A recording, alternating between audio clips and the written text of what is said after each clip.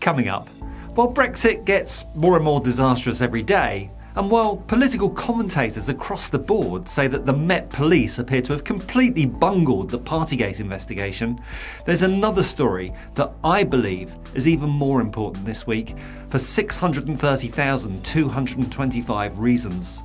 According to the New York Times, that's the amount of dollars from a Russian bank account that helped propel Boris Johnson to power back in 2019. So here's the question: is Boris Johnson a Russian asset? Stay tuned.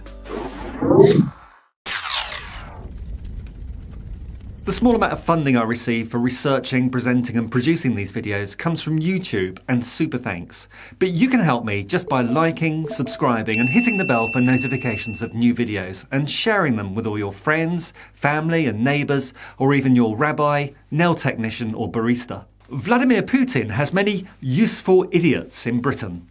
This was a phrase used by Lenin, applied to people who unwittingly or just carelessly promote Russian state interests through their words and deeds. It's not for nothing that the financial centre, the City of London, is known internationally as Londongrad. Other British useful idiots include corporate lawyers working for Russian oligarch clients to hide their wealth, and a ton of entrepreneurs and businesses at the luxury end of the British economy that thrive on Russian money. Whether it's multi-million-pound properties in Kensington or the British private school sector that depends on a steady supply of Russian funds. Vladimir Putin knows the value of these useful idiots.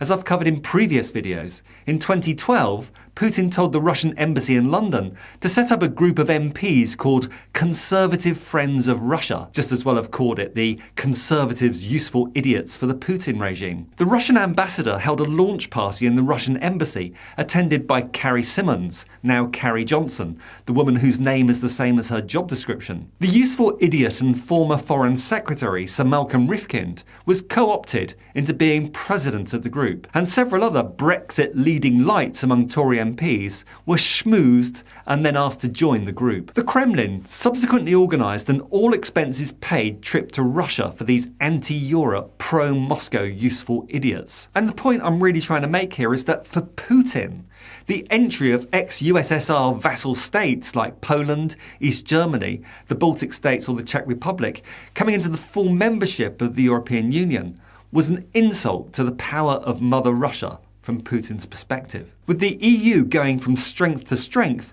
Putin realised that there was no hope of restoring the Russian sphere of influence to its 1945 levels. This is why Putin, through his useful idiots, tried to influence the prospects of the UK leaving the EU to weaken the strength of European unity. In this way, he hoped to diminish the attractiveness of EU membership to the citizens of the former Soviet Eastern European countries and sway public opinion there back towards being more affiliated with Russia. Putin's influence may or may not have affected the result of the Brexit referendum, but his direct or indirect efforts to influence British politics clearly continued after the referendum, with the New York Times now reporting suspicions of a donation of $630,225 being made to the Tory party from a Russian bank account. This donation was made in early 2018 in the name of Ehud Sheleg, a former treasurer of the party. Tories often appoint major donors as so-called treasurers,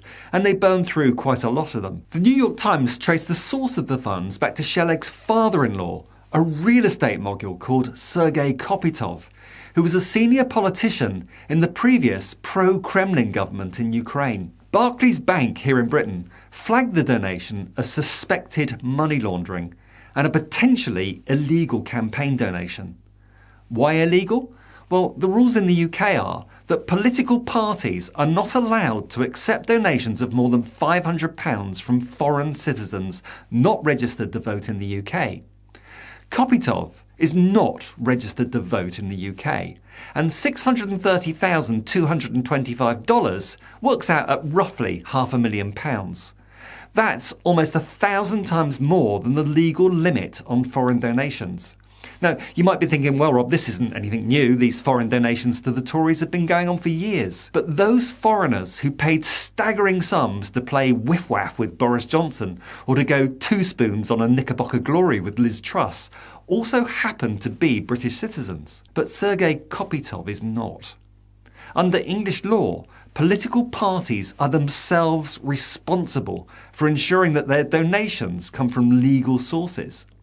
But in the wake of Partygate, it seems quite a laughable idea that Boris Johnson's Conservative Party would actually feel that the law applies to them. Lawyers for Ehud Sheleg said that the Tories made no requests for additional information or documentation when he made the donation, while Johnson has refused to answer questions about whether the party has or will be investigating the donation. Mr. Kopytov claims he's a Ukrainian citizen and had not donated to any British political party, saying, "I have no interest in British politics whatsoever." He said, "Any donations made by my son-in-law to a British political party have nothing to do with me or with the money I gifted to my daughter." Barclays Bank say that $2.5 million was transferred from Mr. Kopytov's bank account in Russia in January 2018. That money then zigzagged its way across Europe between several empty bank accounts belonging to Sheleg and his wife, which is very suspicious activity and which I would suggest strongly implies that somebody was trying to cover their tracks. Next, the money landed in an offshore account linked to Sheleg's family trust. 5 weeks later, it then bounced back into the couple's joint account in Britain, and the very next day, the £630,225 was wired to the Conservative Party's bank account. Kopytov can be stated with considerable certainty to have been the true source of the donation, the suspicious activity alert reads. Even after these warnings about Ehud Sheleg's connections to Russia and the source of his financing, his ascent within the Tory ranks carried on unabated. And the party has gone on to accept further millions of pounds from him.